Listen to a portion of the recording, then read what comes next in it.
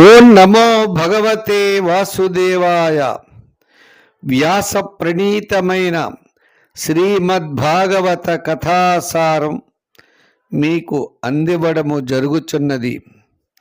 శ్రీమద్భాగవతమయందు అనేకమైన స్వామి లీలా విశేషములు కలవు. అవన్నీ కూడా మనము శ్రవణము చేయడం ద్వారా అనంతమైన ఫలితములు మనకు లభించును. యోంత ప్రవిశ్యమవాచమిమాం ప్రసుప్తాం సంజీవయత్యఖిల శక్తిధరస్వధామ్నా అన్యాశ్చ అస్తచరణశ్రవణత్వగాదీన్ ప్రాణాన్నమో భగవతే పురుషాయ తుభ్యం. కృష్ణం వందే జగద్గురుం. ఓం శ్రీ మహాగణాధిపతయే నమః. ఓం నమో శ్రీ లక్ష్మీ వెంకటేశ్వర స్వామినే నమః. ఓం నమో భగవతే వాసుదేవాయ.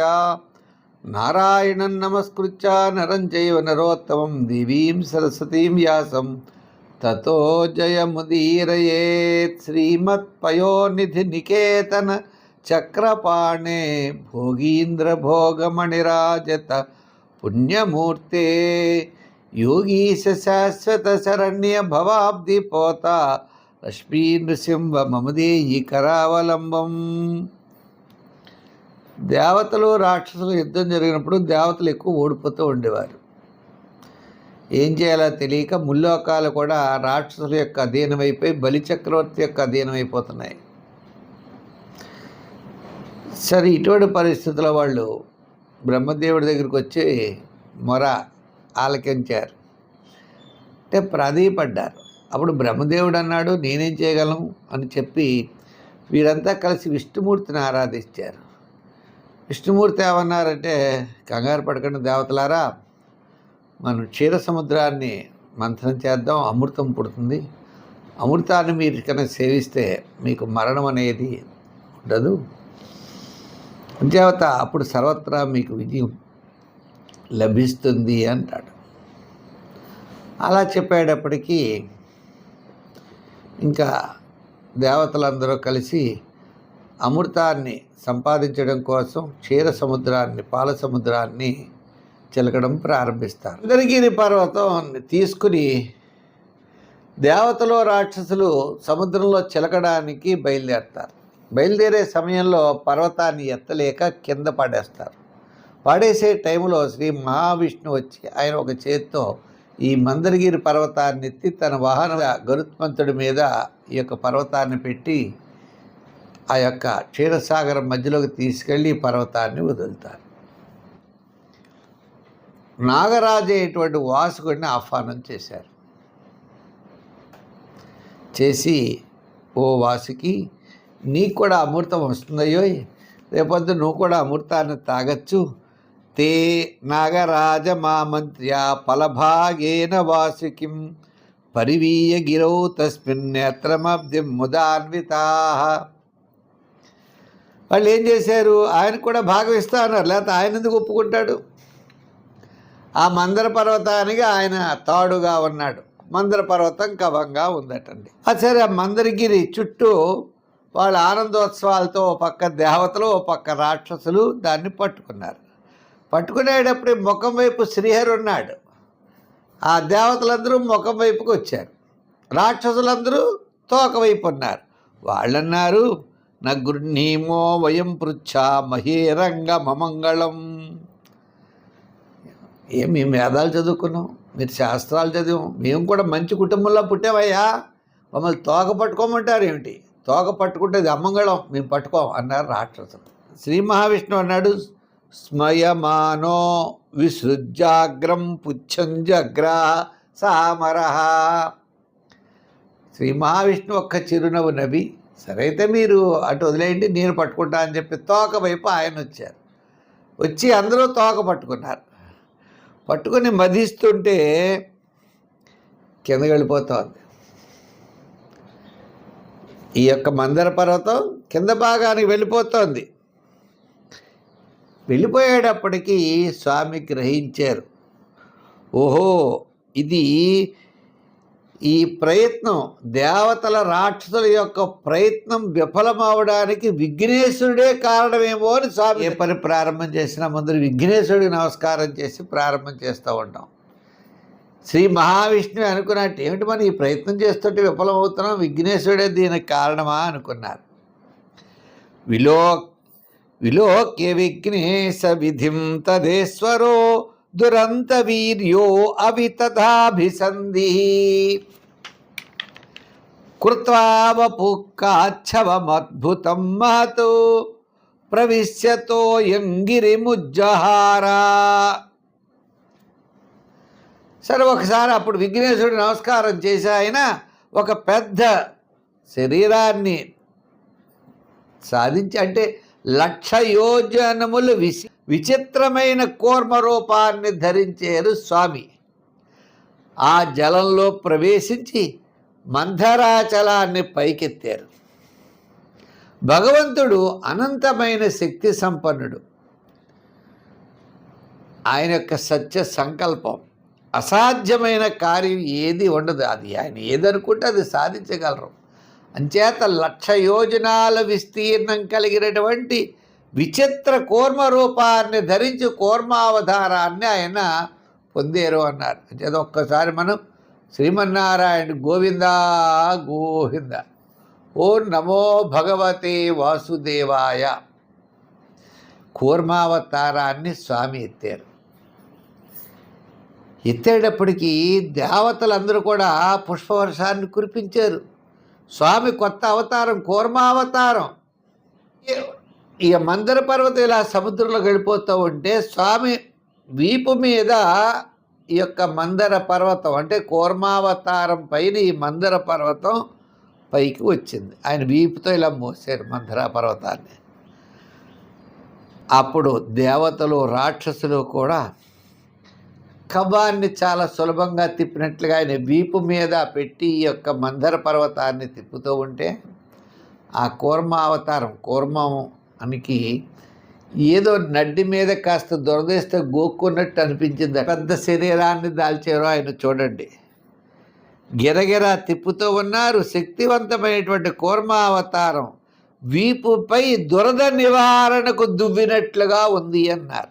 ఆ మందర పర్వతాన్ని పట్టుకుని దేవతలు రాక్షసులు అమృతం కోసం చిలుగుతున్నారు. స్వామి ఓ మూల కూర్మావతారం అయ్యారు, ఓ పక్క దేవతలతో కూడా ఉన్నారు, ఓ పక్కనే 3 రూపాల్లో ఇక్కడ స్వామి చూపిస్తున్నారు. రాక్షసుల్లో అసురీ శక్తి రూపంలో ఉన్నారు, దేవతల్లో దేవీ శక్తి రూపంలో ఉన్నారు, వాసుక యందు నిద్రారూపంలో ఉన్నారు. ఈ సమయంలో ఆ బ్రహ్మదేవుడు, శంకరుడు, ఇంద్రాది దేవతలు, ఇంకా చాలామంది దేవతల పైనుంచి పుష్పవర్షాన్ని కురిపిస్తున్నారు. అంటే కూర్మావతార రూపంలో కిందన్నారు. ఆ యొక్క పైన మందర పర్వతం అన్నది వాసుకి ఉన్నారు, వాటిని పట్టుకున్నారు. దేవతల్లో దేవీ శక్తి, రాక్షసుల్లో అసురీ శక్తి, వాసుకి యందు నిద్రాశక్తి.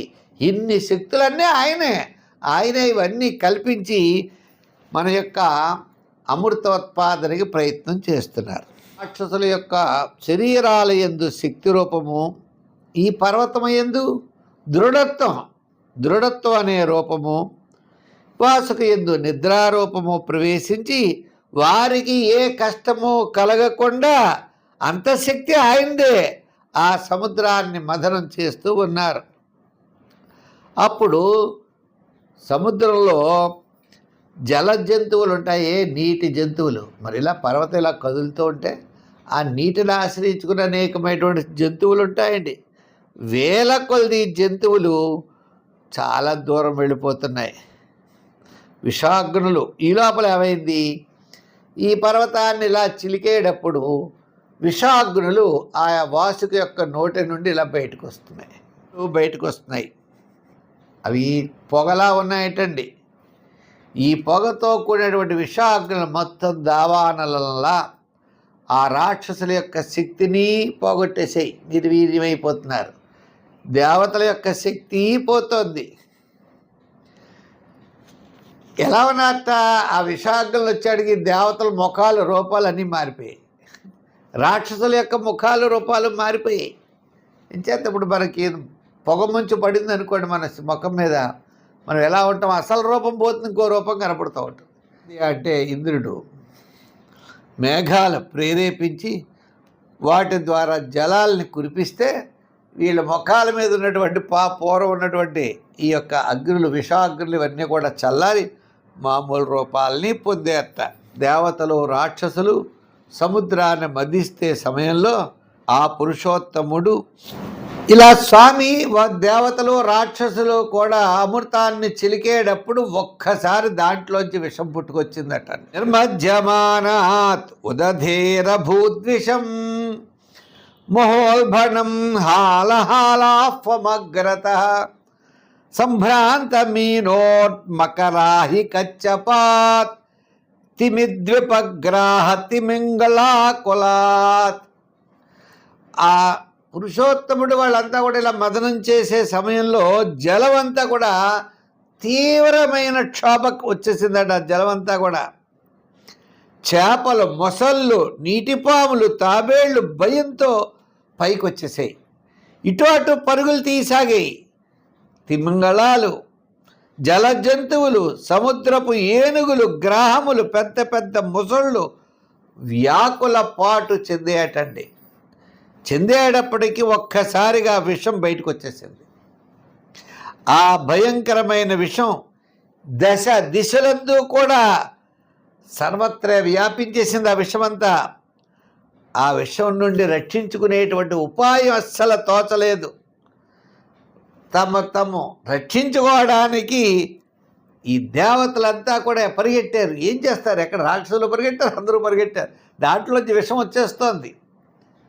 ఆ విషం నుండి ఎక్కడ ఉంటే ప్రాణం మరి పోతుంది. విషవాయువులు, విషం. ఇలా అందరూ కూడా గబ పరిగెట్టారు.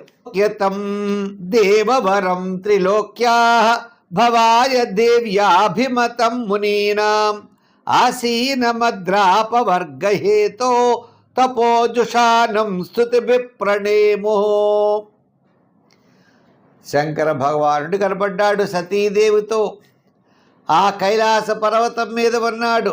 మహర్షులు, మునులు ఆ ప్రభువుని సేవిస్తూ ఉన్నారు. ముల్లోకవాసులు క్షేమానికి మోక్షానికి తపస్సు చేస్తూ ఉన్నారు. వారంతా కలిసి ఆ మహాదేవుడిని స్తుతించారు.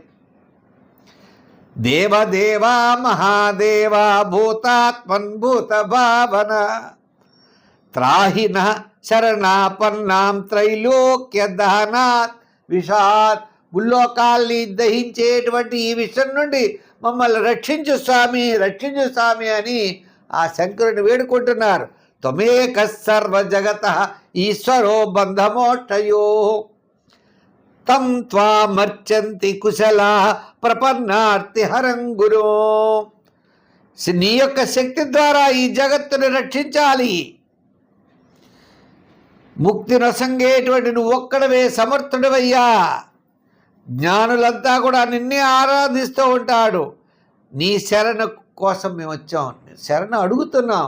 మమ్మల్ని నుండి, ఈ యొక్క విషయం నుండి మమ్మల్ని రక్షించవయ్యా. దత్సే యదా స్వదృక్ భూమన్ బ్రహ్మ విష్ణు శివాభిధాం తం బ్రహ్మ పరమంగుహ్యం సద్భావ భావన నానాశక్తిభిర్భాత స్వమాత్మ జగదీశ్వర. నువ్వే ఈశ్వరుడు, నీవే ప్రభువు, నీవే సమస్తమైనటువంటి ఈ లోకాల నుండి రక్షించేటువంటి వాడు నువ్వే. ముల్లోకాల యొక్క అభివృద్ధిని కోరుకునేటువంటి వాడు శంకర నీవే. సర్వదేవతాస్వరూపుడు అగ్ని, నీ ముఖం పృథివీ, నీ పాదపద్మాలు, నీ కాలమే గమనం అంటూ ఆయన్ని స్తోత్రం చేశారు.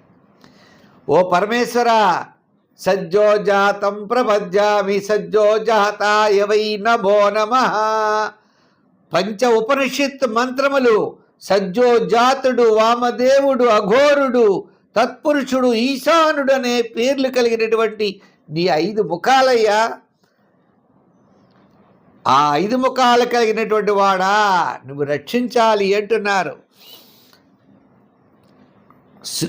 నీ 3 నేత్రాలంటే ఏమిటనుకుంటున్నావు? దంభము మొదలగు అధర్మ తరంగములే నీ ఛాయ. వాటి నుండి ఏర్పడినటువంటి సత్వ రజ తమో గుణాత్మకమైనటువంటి సృష్టి రీతులే నీ 3 నేత్రాలు.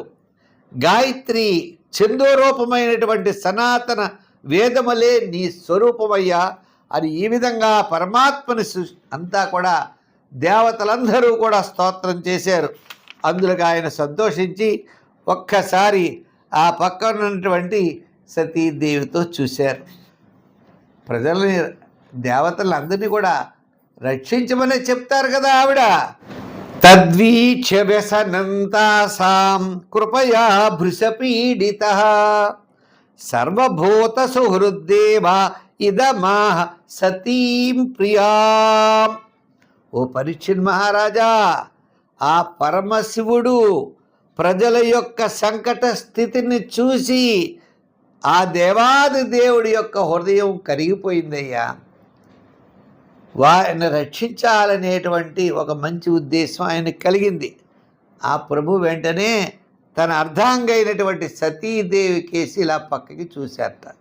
అహో బత భవాన్యై తత్ప్రజానాం పశ్య వైసవం తనోద్భూతాత్ కాలకూటాదుపస్థితం ఆసాం ప్రాణపురీప్సూనాం విధేయమభయం హిమే ఏతావాని ప్రబోధర్థో యద్దీన పరిపాలనో. పక్కకు చూశారు. సముద్రాన్ని వధించేటప్పుడు కాలకోట విషం వచ్చింది. ఆ విషాన్ని వాళ్ళు ఏమి చేయలేకపోతున్నారు. ఆ విషాన్ని మనం తీసుకుని వీరిని రక్షించాలి అని ఆ సంకట స్థితిని ఆ సతీదేవికి వివరించారు.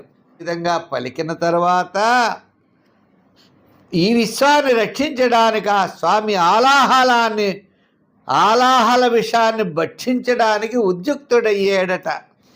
ఏవ మామంత్ర్య భగవాన్ భవానీం విశ్వభావన తద్విషం జగ్ము ఆరేభే ప్రభావజ్ఞాన్వమోదత. ఆ భక్షించడానికి ఉద్యుక్తుడయ్యాడు. ఆ ఉద్దేశం తెలిసినటువంటి సతీదేవి వెంటనే తన ఆమోదముద్ర వేసిందేట. ఆ పరమ దయాళువు, ఆ దయా స్వభావం కలిగినటువంటి ఆ స్వామి ఈ ప్రాణకోటిని రక్షించదలిసి ఆ పరమేశ్వరుడు ప్రమాదకరమైన కాలకుట విషాన్ని తన అరచేతిలో ఇలా ఉంచుకున్నాడట. ఉంచుకుని ఆయన భక్షించాడటండి. ఆయన కాలకోట విషాన్ని స్వీకరించి ఆయన వెంటనే ఆ కాలకోట విషాన్ని స్వీకరించాడు. తీసుకుని ఎక్కడ పెట్టుకున్నాడు? తన కంఠం యందు పెట్టుకున్నాడు. ఇతరులకు ఉపకారం చేసేటువంటి వారు సాధారణంగా ప్రజలు ఏదైతే బాధలు పడుతున్నారో వాళ్ళని ఆ బాధలు నివారించడానికి ఆ బాధలను వారు స్వీకరిస్తారట. ఈ కాలకోట విషయం ద్వారా లోకాలు నాశనం అయిపోతాయని ఉద్దేశంతో పరమేశ్వరుడు ఆ కాలకోట విషయాన్ని ఆయన స్వీకరించి ఆయన కంఠంలో పెట్టుకున్నాడు. కిందకి ఎత్తించలేదు, పైకి ఎత్తించలేదు. అంచేత ఆయన నీలకంఠుడు అని పేరు వచ్చింది. ఈ విషయాన్ని ఎక్కడ తీసుకున్నాడు? మొత్తం ఇలా చేతిలోకి వచ్చింది. ఇలా పుచ్చుకున్నాడు. పుచ్చుకునేటప్పుడట ఇక్కడే చాలామందికి తెలుసా తెలియదా అంటే నేను చెప్పలేను. ఇది ఒక కొత్త విషయమేనండి. ప్రస్కన్నం పెబత ప్రాణే యత్కించజ్జగృహ్స్మతతు. ఈ ఇలా విషం పుచ్చుకున్నాడు. ఒక చుక్క కింద పడిందండి. ఈ విషం నుండి ఒక చిన్న బుట్టు, చాలా స్వల్పమైన బుట్టు పడిందట. ఆ పడేటప్పటికీ ఆ విషం నుండి ఏం పుట్టేయా? తేళ్ళు దాని నుండి పుట్టేయట, పాములు దాని నుండి పుట్టేట, ఇతర విష జంతువులు అట్లే విషపు ఓషధ లతలు కూడా ఈ చుక్క కింద పడిందన్నామే ఆ చుక్క నుండి పట్టే. ఇవన్నీ కూడా జనించేయి అన్నారు, పుట్టేయి అన్నారు. ఈ విధంగా దేవతలు రాక్షసులు ఆ సముద్రాన్ని చిలికినప్పుడు వచ్చినటువంటి విషాన్ని సాక్షాత్తుడు శంకరుడు ఆ విషాన్ని స్వీకరించి కంఠమయందు ఉంచుకున్నాడు. అంచేతనే చంద్రుడు వస్తే శిరస్సు పెట్టుకున్నాడు, విషం వస్తే కంఠమే లోపల పెట్టుకున్నాడు. మంచి వస్తే పైకి 10 మందికి తెలిసేటట్టు మనం పైన పెట్టుకోవాలట మంచి విషయాలు. చెడ్డ విషయాలు వస్తే లోపల దాచుకోవాలట, అవి చెప్పకూడదట. ఆ విధంగా శంకరుడు చూసి తెలుసుకోమన్నారు. చెడుని కంఠంలోనే పెట్టేసుకోబయ్యా, నువ్వెవరికి చెప్పుకో. మంచి చంద్రుడు వచ్చాడు అందరికీ కనపడేట్లుగా మంచి విషయాలు 10 మందికి చెప్పు అన్నారు. ఈ విధంగా శంకరుడు ఒక ఆదర్శప్రాయుడు. ఆయన మనకు పరమాత్మ, ఆ స్వామి కూడా ఒక అంశే అని, అటువంటి స్వామి ప్రజలను రక్షించేరు ఈ విధంగా అని చెప్పబడుతోంది. మరి రేపు విషయంలో సముద్రం నుండి అసలు ఇంకా ఏమేమి పుట్టి, ఆ పుట్టినటువంటి మహాలక్ష్మి అమ్మవారు కూడా పుడుతుంది. ఆయన మన విష్ణుమూర్తి స్వీకరిస్తారు. తర్వాత సముద్రంలో అమృతం పుడుతుంది.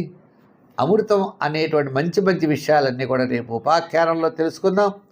అందరినీ కూడా రక్షించుగాక అని చెప్పి తెలియజేస్తూ, ఆయన అనుగ్రహంతో మళ్ళీ మనం రేపు ఆ వాసుదేవుడి యొక్క అనుగ్రహంతో విష్ణుమూర్తి ఏ విధంగా లక్ష్మీదేవిని స్వీకరిస్తారనేటువంటి ఉపాఖ్యానాలన్నీ తెలుసుకుందాం. సర్వే జన సుఖినో భవంతు.